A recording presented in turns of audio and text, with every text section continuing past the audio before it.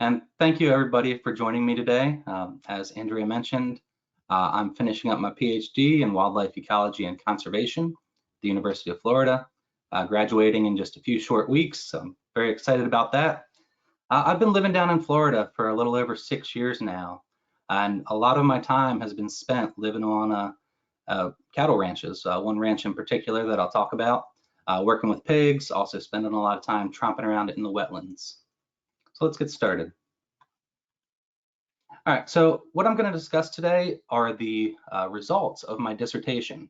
There are a lot of different projects, so I want to, be able to touch on all of those. So if there's anything that I haven't gone into enough detail about, feel free to contact me or ask a question. But just the order of operations for today, just a brief introduction. Then we will discuss wild pig diet, drones and pig rooting, the impact of invasive fauna, so pigs and aquatic invasives on aquatic communities, and then the indirect impacts of wild pigs on tadpoles. Finally, just a short wrap up at the end with some conclusions.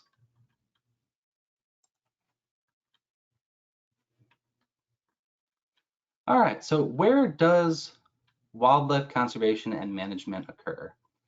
The general public, a lot of times they think about charismatic megafauna over in Africa. So this was a picture I took during my semester abroad in Botswana. This was 13, 14 years ago now. But they think about far off places and big animals. Other people, they think about our protected areas. So this is a photo taken in Everglades National Park. Still others, when they think about wildlife, they're mostly concerned with management. So they think about managing game populations, like these bobwhite quail. So regardless of where this conservation and management is occurring, we need to recognize that 38% of the world's land is under agriculture of some sort.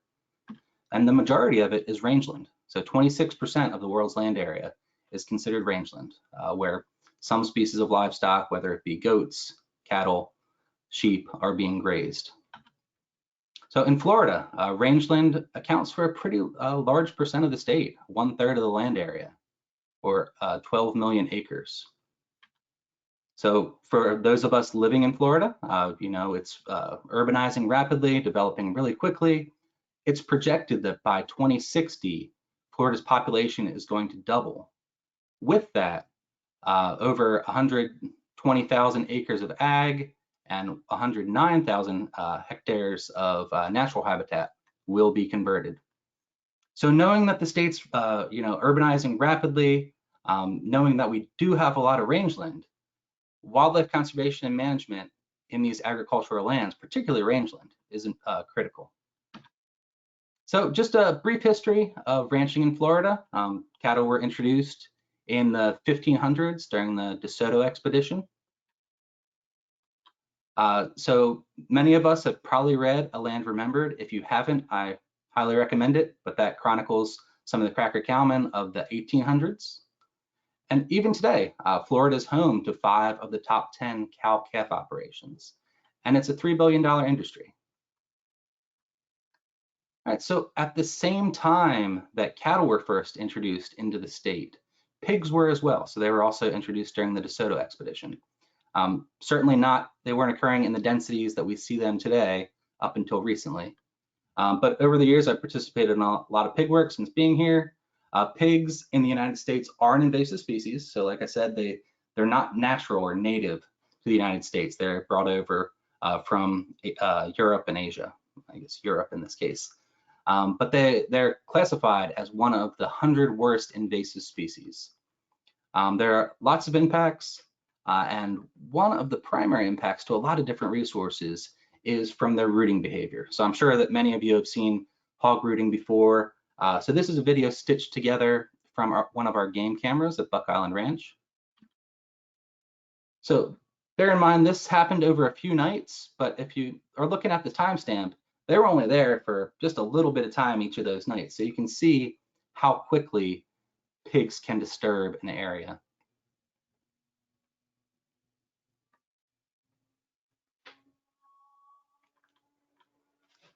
So my study site, so where all my research occurred, is Buck Island Ranch. Buck Island Ranch is owned and operated by Archbold Biological Station. It's over in southeast Highlands County. It's over 10,000 acres in size. It's a cow-calf operation within the top 20 in the state of Florida. Like I said, it's south central. So this is the Kissimmee River watershed and what flows into Lake Okeechobee. So north of the ranch is Lake Istapoga. Southeast of the ranch is Lake Okeechobee. Historically, so Buck Island Ranch exists in the Indian Prairie, and historically there would be sheep flow from Lake Istapoga down into Lake Okeechobee. That has changed quite a bit. Actually, let me go back. That's changed quite a bit, and I'll talk about this a little bit more, but there's been extensive hydrologic alterations. So the ditches and the canals that you see all over that are really important for both water draining the landscape and also conserving water on the landscape. Those connect from Lake Istapoga to Lake Okeechobee. There's a lot of wildlife on the ranch. So it does support a diverse amount of wildlife or diverse types of wildlife. For example, this caracara. Just as a side note, the few years that I lived in Texas, I wanted to see a caracara really bad. Never saw one. I moved down to South Central Florida to Buck Island Ranch. I couldn't go a day without seeing one, so that was pretty awesome. There are two primary pasture types on the ranch. On the left here, you have improved pasture, which is planted in bahia grass. On the right here, you have semi-native pasture. You also have, thought this was pretty cool because I don't get many pictures of a cow and some pigs, but semi-native pasture, it's a mosaic of bahia grass and also native vegetation. There are also oak palm woodlands scattered throughout the site. So this is one of those oak palm woodlands. You can see there's quite a bit of rooting. This was after a pretty heavy mast year, so a lot of acorns that the pigs were rooting up. There are also over 600 seasonal wetlands on site. So the wetlands are the focal area of my study, so I'll be discussing them a lot more. Also, a lot of ditches, over 560 or around 560 kilometers of ditches that both help drain the landscape and also can be used to irrigate some of the fields as needed. All right, so this is a view of, or a map of Buck Island Ranch. The site boundary is here in dark gray. This is the Harney Pond Canal, which connects Lake Istapoga to Lake Okeechobee. You can see that it's bisecting the ranch here. Let's look at the pastures real quick. So these are the fence lines. These are the different pastures on site. And so I mentioned improved and semi-native pastures. The improved pastures are in the center here, over here. The semi-native are here in the west, here in the east, and then everything south of the Harney Pond Canal is semi-native pasture as well. This is depicting the over 600 wetlands that occur on site. This is a little bit hard to see, but the blue here, that's the ditch network. You can see it, it's quite dense, particularly in the improved pastures. And then finally, these are my 36 study wetlands. So they're roughly the same size, and they're split evenly between semi-native and improved pastures. Okay, so that's kind of setting the stage. This is where all my research occurred. So with that, let's get into the first research study. So wild pig diet. So for this, I was using genetic techniques, or something known as DNA metabarcoding, to examine shifts in diet. Past studies have used that technique. They've used it to study wild pigs. However, none have really looked at shifts in wild pig diet using this technique. So there were a few objectives. One, I just wanted to inventory the diet items, compare how the diet shifts across the year, and evaluate impacts on wetland species with an emphasis on amphibians, because that's a group of animals that are declining and I am very interested in. Okay, so there's a lot that went into this study. This is just some of the highlights that I want to share with you right now. I do need to note this was in collaboration with the Raoul Boughton lab at UF, the Wisely lab at UF, the Betsy Boughton Lab at Archbold, the Piaggio Lab, the USDA, and the Robeson Lab at University of Arkansas Medical Sciences. So for a whole year, we went around collecting pig poop. We divided the ranch into 5 roughly equally sized areas. Not necessarily, we just wanted to make sure that we were collecting across the ranch and across the diverse habitats there. So every 2 months, we made sure to collect 5 or more fecal samples from each of these sampling areas. So at least 25 every 2 months. We ended up with 219 samples. Of those, we had to discard 23. 17 ended up not being from pigs, and we were able to determine that after we looked at the genetic data. 6 were just too old, so the DNA in them was too degraded. So 196 samples were retained. And so what did we do here? There were 3 different genes that we looked at. 1 for plants, 1 for animals and fungi, and 1 specific to vertebrates. So essentially, we would use those genes, and then looking at what's in this database known as a BLAST database, it would bring back a consensus lineage, so what it most closely matched on site. So every bit of marker that we had that was returned, it would match it and tell you how many different times it showed up in a fecal sample, for example. So for this first line, looking down Quercus, so this would be oaks.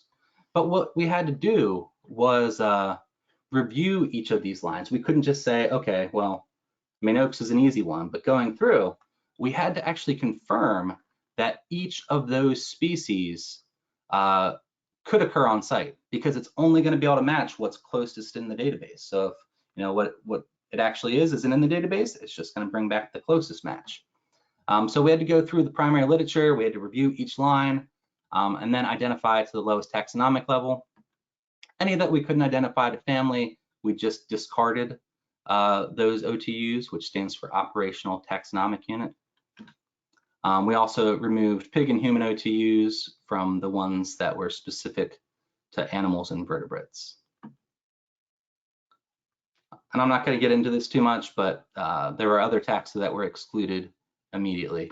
So just a real quick overview. I know a lot of people here are interested in vertebrates. So a few of the things that we brought back, or that we came up with, lake chubsuckers, walking catfish, Florida mud turtles, which I'll talk about more, armadillos, and a few things to highlight here. So there were taxa that we detected with the CO1 marker that we didn't detect with the 12S marker, and vice versa. That highlights, how it's important to use different markers. Also, it does highlight a limitation. So looking down here in mammals, we have, for example, coyotes, Canis latrans, raccoons, deer. So we know that their DNA was in the fecal samples. However, we don't know how it got there. So they could have been consuming feces, they could have been scavenging, but they could have also been directly predating those animals. But moving on to some things that I'm really interested in, wetland animal taxa across time. So you can see here, this is showing the percent of diet. It's very minimal from March to October. From November through February, though, there's a strong uptick in diet. Focusing on amphibians, there are 5 amphibian taxa consumed. Things like this narrow-mouthed toad, which is a fossorial species, so easily unearthed via rooting. Also, sirens and dwarf sirens. So sirens down here, dwarf sirens up here. Those were only found in January and February. This is a cool species in the fact that when their wetlands dry down, they'll actually burrow into the mud or into the soil. They'll slough off some layers of skin and form a cocoon and wait there. They'll estivate until the water comes back. So the fact that this was happening during the dry season strongly suggests that these pigs, when there's not much water on the site, they're actually going into these dried down wetlands and digging up these salamanders, which to my knowledge, this is the first time that has been recorded. Also, just to highlight one more thing, so they were consuming a ton of earthworms, and it's an exotic species, something that isn't native to Florida. consumption of these strongly coincided with when they were eating acorns. So we don't really know the knowledge of worm density on site, or we don't have knowledge of worm density on site. It's presumably very high, but it would be interesting to investigate how these worms are helping support another invasive species, in this case pigs, on the site. So just as a general summary here, the pigs are consuming earthworms in the fall and wetland-dependent fauna in the winter during the dry season. And like I said, there's a lot more to this. These are just some areas that I wanted to highlight. Okay, moving on to drones and pig rooting. Okay, so what I wanted to do here was develop a rooting analysis protocol. I was interested in the amount of disturbance happening in those 36 wetlands I talked about. And we also wanted to look at rooting disturbance in pastures across the site. So the objectives were to obtain UAV-derived imagery, mosaic those images into a single image, and then perform spatial analyses to quantify the extent of the rooted area. So 4 times during the dry season for 3 years, I flew the wetlands that I already talked about, so those 36 wetlands, but then also 24 pastures, and pastures here are shown in red. So we used a DJI Phantom 4. It's a very popular drone. It's very popular with hobbyists. It's relatively inexpensive. With that, we had planned the missions. So for example, we would have to set parameters that we were interested in. So all our flights occurred at 50 meters altitude, depending if it was a wetland or pasture, be 70 to 75% overlap between images. We wanted the drone to fly at a consistent speed, so 5 meters per second. And these missions, they were saved and reflown with the same parameters for each flight. So we would get a really good idea as to how the rooting damage was changing across the months. So this is really plug and play. You know, I input the flight parameters, I tell the drone I'm ready, I hit launch, it goes up to the height it needs to, and as you can see here, it would start over here and it would just zigzag back and forth under those parameters I specified. So I needed to make sure that the pictures weren't too blurry, the camera didn't get stuck, and that the drone didn't crash. All right, and then when it came back, I had to safely land it. So focusing on wetlands, just to give you an idea, for my wetlands, there would be between 35 and 140 images each flight. That was dependent on wetland size. This is just a drone's eye view. So you can see that in this case, the drone is moving north. And you can see from here to here to here, there's a lot of overlap between the pictures. But when we take them all together and stitch them together into a single mosaic, this is what we come up with. This is the wetland boundary superimposed over the imagery. You can already see some rooting right here, rooting right here. But how much is there? All right, so to do that, I had to train ArcGIS, which is the most popular GIS software out there. Train it to recognize, well, which areas are rooted? What are the colors like there? What's the color spectrum there? So I'd outline polygons in rooted areas, outline polygons in non-rooted areas. And from there, I would run a maximum likelihood classification analysis. So that's all good and well, but the analysis does classify areas that aren't necessarily rooting. So what I had to do then was delete those incorrectly classified polygons. All right, so for example, you know, we can see right here, that's definitely rooting. Zoomed in close, okay, this is correctly classified. And you can see how intricately this matches the outline of the rooting. It would be very difficult to do that by hand. But in other areas, so for whatever reason, the color signature at the tops of this vegetation were close enough to rooted areas that those showed up as well. So going through, I would go through cell by cell and just delete out the areas that were incorrectly classified. So from there, I'm able to calculate the extent of rooting damage. So for this wetland that I've been showing as an example, a little over 2% of the wetland was rooted in January 2017. So just a few things to highlight here before I wrap up this section. So it is important to note that this allowed us to cover a huge area. So we were able to effectively monitor rooting across 10% of the ranch, or over 1,000 acres. Also, it really cut down on the time, it took to, well, so the maximum likelihood classification, as you probably noted, it does overclassify things on a factor of about 4. But that's really ensuring that we're not missing any of these rooted areas, so we can get a really accurate assessment of how much rooting is there. And the areas that do show up, about 90% of our search area has already been classified as non-rooted, so it's something that we don't need to worry about. Okay, and then I guess another thing I need to highlight is that I use these data for my subsequent studies. So I was able to, for my 36 wetlands, I was able to say how much cumulative rooting occurred in the previous dry season and look at that in relation to the aquatic fauna we're going to talk about now. Okay, so moving on to the impact of invasive fauna on aquatic communities. So when I started out, so I'm really interested in herpetology. I grew up catching snakes and salamanders and frogs, things like that. And a lot of people don't know that the southeastern United States has several different groups of giant salamanders, and those include sirens and amphiomas. So there's the two-toed amphioma, and these are the ones that occur on site. They occur throughout peninsular Florida. Greater sirens, which I've talked about already because we found out that pigs were eating them, and lesser sirens, very similar to greater sirens, except smaller, as you might have guessed. Just a few things about their biology. So the two-toed amphioma, you can see they have tiny, tiny little legs, but they've got 4 of them. Sirens, on the other hand, they have well-developed front limbs. They have external gills, but looking at this lesser siren, they have no back legs. Okay, so what I wanted to know is, does rooting in wetlands impact aquatic salamanders? So I trapped salamanders from 2016 to 2018 during the wet season on site. So July through November, it really varied by condition and how much precipitation we were getting.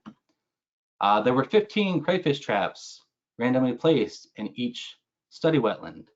So this is a crayfish trap. They were checked once a day for 5 days. So each night or each 24-hour period that a trap is in a wetland, that's considered a trap night. So over the course of 24 hours, a wetland would have 15 trap nights. So what I was aiming for was 75 trap nights per wetland per season. And the salamanders I captured, I returned them to the lab, measured them, marked them, and released them. And I did catch a good amount of salamanders. I caught 84 greater sirens, 8 lesser sirens, and 16 two-toed amphiomas. So there were different distributions across the ranch. The lesser sirens only occurred south of the Harney Pond Canal in these semi-native pasture wetlands. So areas that, compared to the north, they're considerably less ditched. Two-toed amphiomas occurred in both improved and semi-native wetlands, but they were almost exclusively caught in very shallow, heavily vegetated wetlands. The greater sirens, they occurred all over. They were by far the most common. But what I really wanted to be able to do here, so I was marking these animals with a pit tag, which if you have a dog or cat that you got microchipped, that's a pit tag.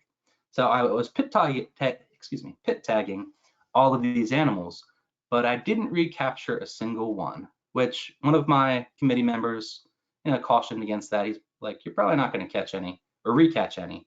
And sure enough, I didn't.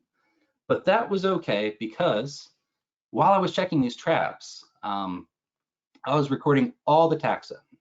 So everything that I caught in the trap, I recorded. This resulted in a large data set of fish, snakes, turtles, and invertebrates. As many of you know, Florida has an invasive species problem. 7 of those taxa that I caught were exotic, were invasive. So 6 fish and 1 snail. Those included African jewelfish, which is a type of cichlid, brown hoplos, blue tilapia, walking catfish, black acara, that's another type of cichlid, sailfin catfish, and then the island apple snail.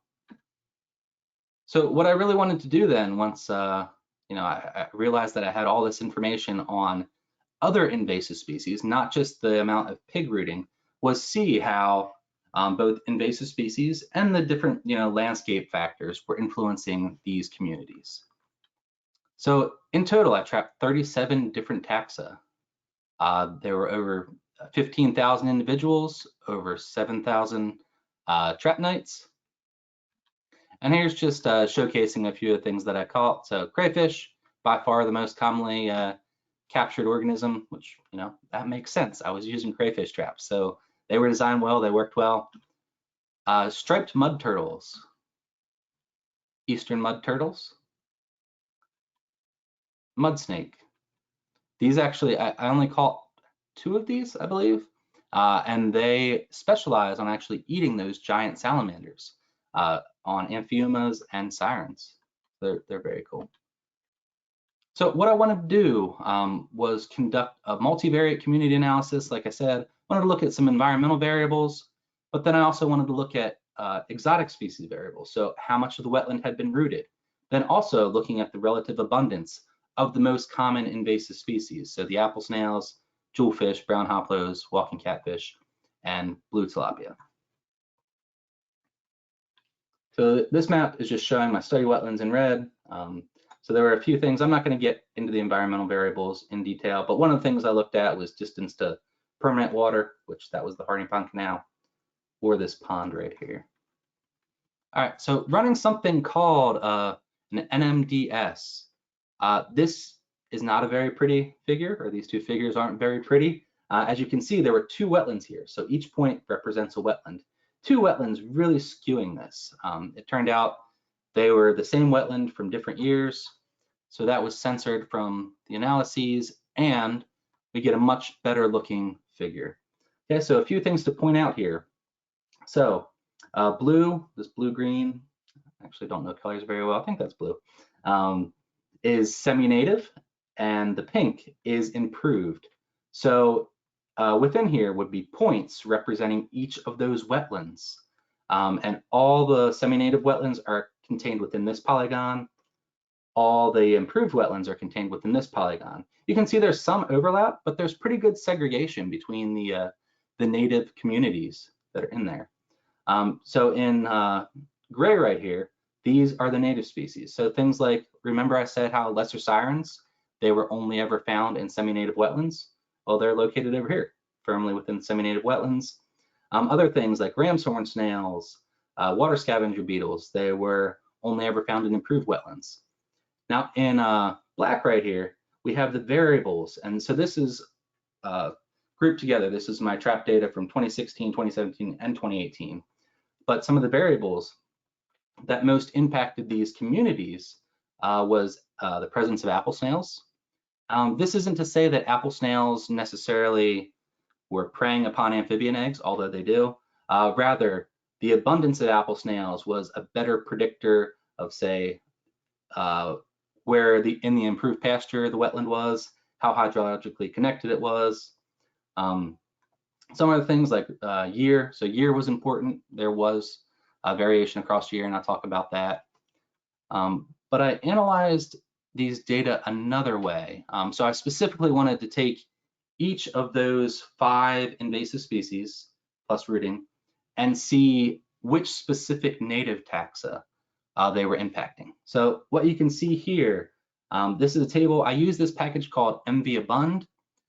It uses generalized linear models and resampling, and it lets me evaluate impacts both at the community level, but then also at the individual taxon level. So in the first column, you have the native species that had significant associations with an invasive impact. Here you have the invasive impacts. R, so if R is positive, that means that there was a positive association between the invasive and the native. If it's negative, there is a negative association. So you'll notice there's just about as many positive associations as there are negative, but let's first focus on the negative. All right, so the only time pig rooting actually shows up, and this applied to 2018 only, where this is true, but there was a significant negative association with Florida mud turtle abundance. And I didn't catch that many mud turtles, but the fact that this was came out as a significant interaction, and the fact that we actually found Florida mud turtle DNA in the pig poop. So I thought that this complemented that other study really well. So I think it is important that we consider the impacts of wild pigs on mud turtles, whether they were consuming eggs from a nest or they were preying upon the turtles themselves. Remains to be seen, but that's something that should be looked into. And I'll talk about that a little bit more, but I want to highlight, so water snakes, for example, they only had positive associations with fish, and these are all exotic fish. So, as the number of jewelfish increased in the wetlands, so did the number of Florida water snakes. And let's talk about that just a little bit more. So impacts on native fish. So I talked about jewelfish. I didn't mention on the last slide, there was a negative correlation between jewelfish and top minnows. Top minnows, they get almost 3 inches long as far as the ones I had seen. Jewelfish get about 5. So there was that negative correlation between jewelfish and top minnows. Was that competition or predation? That remains to be seen. However, knowing what I do about jewelfish biology, I would say it's a combination of both. Impacts on native herpetofauna. So as I mentioned, are water snakes actually benefiting from these exotic fish invasions? We know that there is a correlation between the number of exotic fishes and the number of water snakes in a wetland. But does this really have individual or population level consequences? In essence, are water snakes able to reach higher population densities because of these exotic fish invasions? So that'd be something really cool to look into. And then finally, as I was mentioning, what are the pig impacts on small semi-aquatic turtles? So mud turtles are small. I mean, they have a shell size only about 5 inches. They do estivate during the dry season. And like I said, the fact that we found some of their DNA in the pig poop, suggests that, yeah, the pigs are eating them, whether it be their eggs or the adult turtles themselves, which I think would be pretty easy for a pig to accomplish. So some other things that I need to highlight, these are very dynamic environments. So just looking, this was 2017, this was 2018. Just looking at the community composition, one of the most important factors was the pasture type, so the habitat type and the year.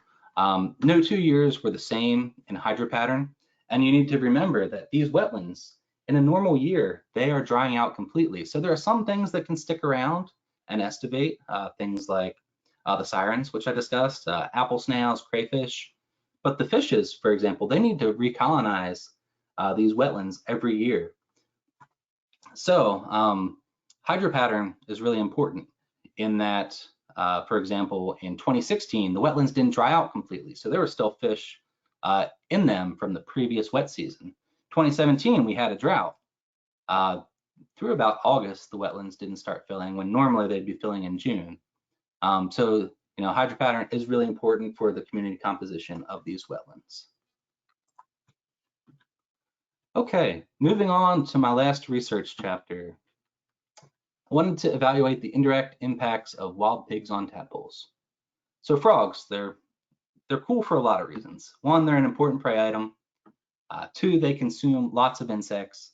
And a third reason, which a lot of people don't think about, is that they're really important for energy flow from aquatic to upland habitats. So you think about tadpoles. Tadpoles, by and large, are herbivorous. So they're taking all this primary productivity, they're converting it into energy, they're metamorphosing, and then they're going up into these upland habitats. So they're really good at transferring energy between habitats. As many of you may know, there have been global amphibian declines. There have been multiple reasons for this, but in a lot of areas, frogs and salamanders are in trouble. So what I wanted to know is, are pigs indirectly impacting tadpole abundance? Okay, so by indirectly, I mean the pigs are getting in during the dry season. So they're causing the damage to the to the vegetation, to the soil. They're altering the hydrology during the dry season. When those wetlands fill, how does that disturbed habitat then impact the tadpoles? So I designated 36 wetlands from 2016 to 2018. I recorded the number of tadpoles. For non-rooted wetlands, I did 25 dips around the wetland. For rooted wetlands, I did 25 dips in rooted areas, 25 dips in non-rooted. And I confined this to 10 to 40 centimeters in water depth. So let's just focus on 2018. This was the best year that, like I said, when doing wetlands work and trying to work with fauna in wetlands, you know, you're at the mercy of whatever the weather is going to do. So 2018 was the most typical year. So we'll focus on that. I caught over 1,700 tadpoles in unrooted areas. Of my 36 wetlands, 14 of them were rooted. From those additional dips in the rooted areas, I caught an additional 250 plus tadpoles for a total of over 1,900. So just a breakdown of some of what I caught. By far, squirrel tree frog tadpoles were the most abundant, followed by cricket frogs. So between squirrel tree frogs and cricket frogs, that accounted for the majority of my captures. There are other things like eastern nematodes and green tree frogs, so those are the four most common species. I did find right away that some species were restricted to a particular habitat type. So for example, barking tree frogs, which have really cool tadpoles, and then also pinewood tree frogs, which have these very colorful flagella. They are cool as well, but those are restricted just to semi-native pastures. So what this table is looking at is just the 14 wetlands that I documented as rooted. And the column to really pay attention to here, so we've got this by species and then all species at the bottom, but this percent change column. So this is how much it changed between the non-rooted areas to the rooted. You'll see in all cases, it was negative or zero. Overall, there was a 64% decline between tadpoles captured in non-rooted areas to rooted areas. And you need to bear in mind this: the same amount of effort was given to sampling these non-rooted areas as rooted areas. So obviously there are a lot fewer tadpoles in these rooted areas, but why? All right, so I wanted to incorporate some vegetation data. I'm not going to get into this too much, but from there, I wanted to also incorporate select landscapes and trap density estimates of some of the aquatic fauna I caught during my trapping study. All right, so I constructed a generalized linear mixed effects model, and you can do model selection with this, or you can also look at the relative importance of the variables. So let's just focus on a few things right here. So so these are the different variables. So for example, the abundance of apple snails, the interaction between cattle density and pasture type, jewelfish. But looking here, looking at all species, by far the most important variable in these models was the stem density. Okay, so there is a positive correlation between the amount of stems and the number of tadpoles. And that held true for the most common. So remember, southern cricket frogs and squirrel tree frogs are the most common tadpoles. That was the most important variable there. And this is really just showcasing, so this is looking at the correlation between stem count and cricket frog tadpole abundance. So you can see there's a pretty strong relationship here between the number of stems and the number of tadpoles. And there's also a significant difference between the number of stems in rooted areas versus non-rooted. There are significantly more in non-rooted areas. Okay, so with that, let's just wrap things up, and then I'll take some questions. So with pig diet, you know, I just want to highlight they're eating amphibians. We recorded that they are consuming sirens during the winter, which is awesome. I strongly suggest that they are digging them up while they're estivating. With the drones, developed an efficient method to measure rooting, impacts of invasive fauna. So community structure, it was impacted strongly by habitat and year. There's evidence that some invasive species are associated with differences in the community and at the individual taxon level. So remember, something that I would really like to look at is the impacts of wild pigs on small semi-aquatic turtles. Also really interested in how these fish invasions are impacting potentially positively native water snake populations. And finally, impacts on tadpoles. So there was a marked decline from non-rooted to rooted areas. Stem density does seem to be the most important factor for the common species. Whether there are actually fewer tadpoles in the wetlands, that remains to be seen. I'll need to analyze my data a little bit differently and maybe collect some supplemental data. But yeah, with that, I would like to thank you all again for listening. I'm happy to take any questions. I do just want to recognize a few funding agencies and people real quick. So for funding, IFAS Wildlife Services, Prairie Research, and the Society of Wetland Scientists South Atlantic chapter. There were a ton of people that helped out. I just want to give some special shout outs to Dr. Betsy Boughton and Jean Lawless over at Buck Island Ranch. And then members of my graduate committee, Dr. Boughton, Helgren, Johnson, Clark, and Rohr. Okay, and with that, I'm happy to take some questions. I think I've got a couple minutes. Thank you. Okay, thank you very much, Wes. Yeah, thank you. Okay, so we have one question so far online, and so everybody, we're going to have just a couple of minutes here. So if you would please take a moment to use your questions panel to type in your question. And the first one is, did your study or have others seen reduced rooting when there was a high mast/acorn production season? That is a good question. So we haven't analyzed those data to correlate that with mass production, but just based off of what I'm remembering, yeah, I do believe that there was less rooting during high mast years. Certainly acorn consumption peaked in the fall, but based off of our diet data, they were consuming acorns well through the winter. Yeah, that's a great question. And something that I need to mention, this was my dissertation research. This is what went into my dissertation. We've collected a lot of data. So one of the things we are going to look at is factors that impact rooting across time. For my dissertation, was really just looking at developing this technique to be able to measure it. But yeah, something we'll be looking at is what factors make pigs root more in certain areas. So that's something we'll be working on, and I'll have a better answer once we've spent some more time with that. The next question is, did you kill the invasives after you caught them? I did not. There are a few reasons for that. So I guess I will preface this with, I am all for invasive species control. Doing it humanely, but definitely for invasive species control. However, I wanted to be able to measure, what's the community here, both invasive and native. So if I were removing them, it would have really skewed my results. So I was releasing invasives at the point of capture. And because this was a multi-year study, I really didn't want to be taking hundreds of jewelfish out of the wetlands.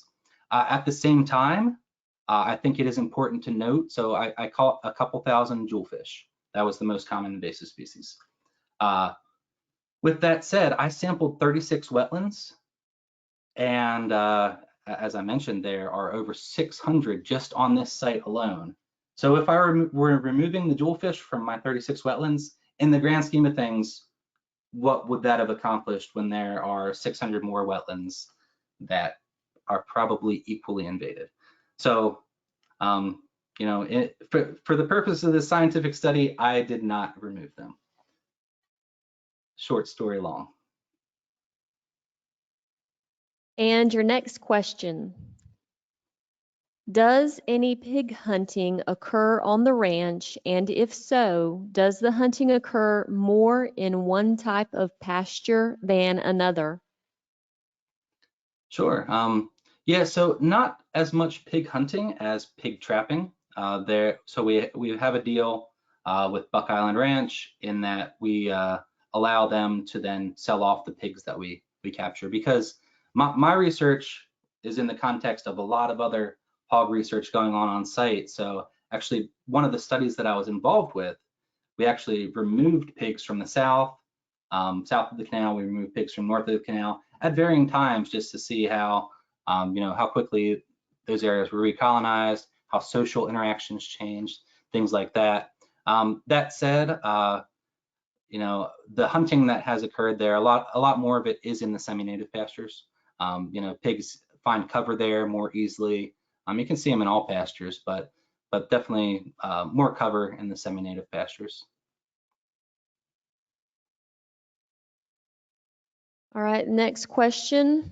Does the area around Buck Island have a higher than normal level of exotics compared to other parts of Florida? So when we're talking about exotics in Florida in general, once you get, not really Tampa, but once you get around Lake Okeechobee, that's where the highest number of aquatic invasives is, and the same with reptiles, amphibians, things like that. Part of that is due to the fact that many of these invasives are results of the aquaria trade or the pet trade.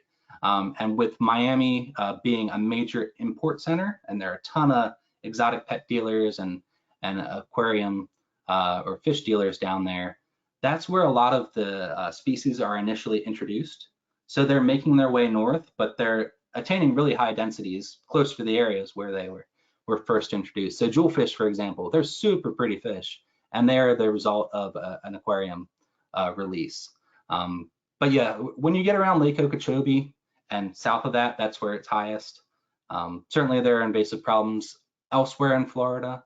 I can say, for example, at the Range Cattle REC, I know that walking catfish are there, jewelfish are there. It's actually an exotic species of fish that I've seen there that I haven't seen at Buck Island Ranch, which is an oriental weatherfish. But yeah.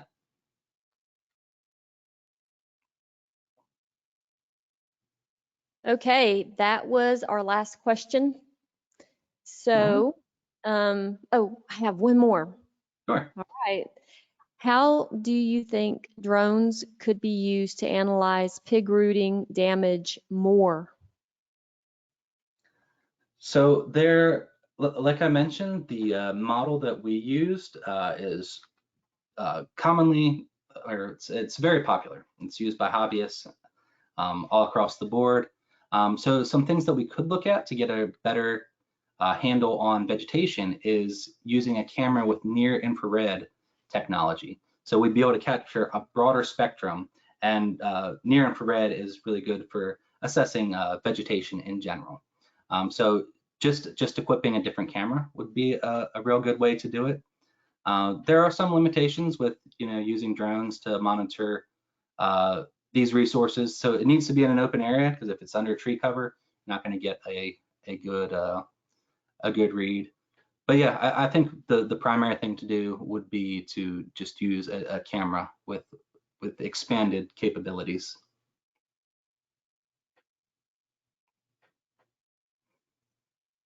All right, Wes, that was the last question. And if any others come in since we're finished, I will pass them on to you. And thank you again to everybody for staying with us today. I am going to share just a few announcements. And let me just see here.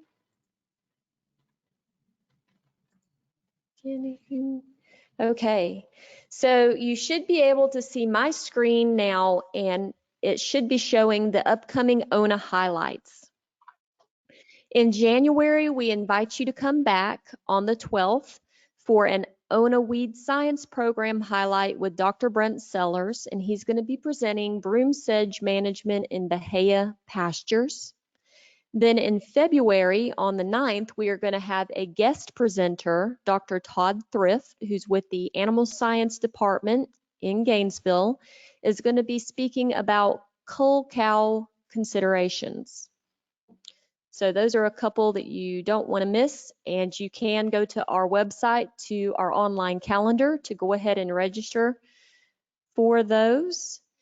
An event that we have going on right now, it started last Saturday. The next program is this coming Saturday, is the Become a Bluebird Watcher virtual seminar series. Now, the next one is this Saturday, and it is constructing nest boxes. And if you missed last Saturday's session, the recordings are going to be posted on our virtual classroom, on our website. So it is there now if you want to go in and check that out. And if you want to take part on the 12th, there is also a link in the calendar for you to register. The cost is free. And as you see from this flyer, these sessions are going to be happening up until June. So that's something good to be a part of. Another great thing going on right now is the Alvin Warnick Beef Cattle Reproductive Management online video series. This is normally a program that's done in person, usually in November. But this year, due to COVID, they have moved to an online format with these sessions, and these are also available, as I'd mentioned, now, and they are through the South Florida Beef Forage Program website that you see listed here. And the cost for that is free, so another good thing to check out. In January, we have coming up the Florida Cattlemen's Institute and Allied Trade Show. They have also opted to do a virtual program. The agenda is shown here on the flyer, and then registration is through Eventbrite. And the best way to do that is to go to the Eventbrite website and search for Florida Cattlemen's Institute, and it should come up as an option. Cost to attend is free, and then there are also sponsorships available. So for more information about any of these programs and to see any of our recordings from all the past things that we've done, visit our website shown here. I also encourage you to follow us on social media, on Facebook, Twitter, YouTube, to see all the cool things going on. Again, we thank you so much for attending today's Ona Highlight, and we hope you have a wonderful Christmas and a Happy New Year, and hope to see you in January.